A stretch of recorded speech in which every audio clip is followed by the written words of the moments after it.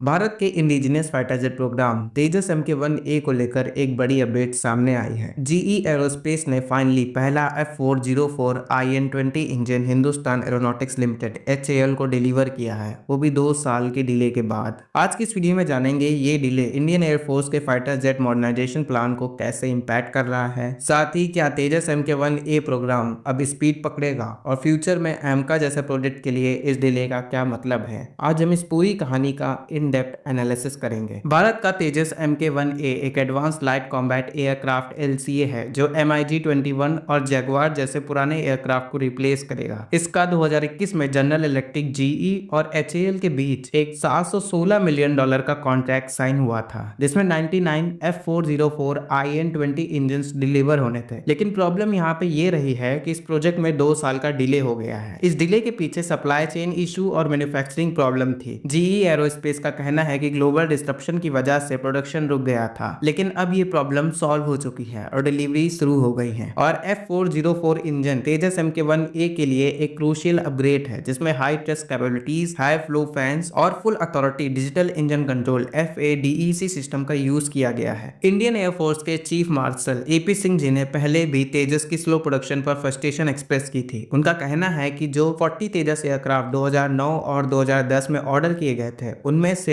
अब तक कई डिलीवर नहीं हुए हैं। अगर तेजस जेट्स टाइम पे डिलीवर नहीं होते हैं तो IAF का कॉम्बैट रेडीनेस इफेक्ट होगा। ये एक स्ट्रेटेजिक कंसर्न है, क्योंकि भारत को अपनी एयर सुपीरियरिटी बनाए रखनी है, स्पेशली चाइना और पाकिस्तान जैसे नेबरिंग कंट्रीज के अगेंस्ट। साथ ही अब HAL ने प्रोडक्शन रैंप अप का प्लान बनाया है और 2024 के एंड तक 16 से 24 एयरक्राफ्ट पर ईयर डिलीवर करने का टारगेट रखा गया है। साथ ही 2028 तक पूरे 99 इंजन का डिलीवर प्रोसेस कंप्लीट हो जाएगा। साथ ही ये डिले सिर्फ तेजस के लिए नहीं बल्कि फ्यूचर जेट प्रोग्राम्स के लिए भी एक वार्निंग सिग्नल है। भारत का 5th generation fighter jet project AMCA भी जीई एरोस्पेस के GE F414 इंजन का वेट कर रहा है। अगर ऐसे ही इंजन डिलेज फ्यूचर में रिपीट होते रहे तो एमका प्रोजेक्ट भी डिले हो सकता है। साथ ही अब इंडियन गवर्नमेंट ने अब इंडिजिनियस प्रोडक्शन को प्रायोरिटी देने का प्लान बनाया है। फ्रांस से राफेल और M88 इंजन की लोकल प्रोडक्शन की बात हो रही है। जीई की तरफ से डिले तो जरूर हुआ है, लेकिन तेजस MK1A प्रोग्राम के लिए ये एक बड़ा मूवमेंट है। लेकिन अब डिलीवरी शुरू हो चुकी है और HAL ने भी प्रोडक्शन स्पीड बढ़ाने का कमिटमेंट दिया है। अगर सब कुछ प्लान के मुताबिक चला तो इंडियन एयरफोर्स के फाइटर जेट फ्लीट को जल्दी नया बूस्ट मिलेगा। आपको क्या लगता है, क्या GE और HAL फ्यूचर में ऐसे डिलेस को अवॉइड कर सकेंगे? साथ ही क्या भारत को अपने इंडिजिनियस जेट इंजन प्रोग्राम पर फोकस करना चाहिए? कमेंट करके अपनी राय जरूर बताएं। धन्यवाद।